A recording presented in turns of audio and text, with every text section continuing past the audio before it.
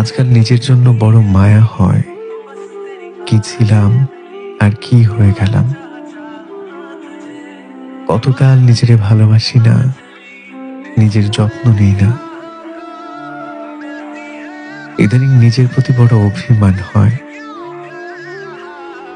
কখনো কখনো মনে হয় সবকিছু ঠিক হয়ে যাবে, অথচ কিছুই ঠিক হয় না। যা পাওয়ার ছিল তা কখনোই পাওয়া হয় না। পেয়েছি সামান্য কিছু মায়া আর অগণিত স্মৃতি। আচ্ছা, আমি কি আমার মধ্যে আছি, নাকি আমার মধ্যে অন্য কেউ বাস করে?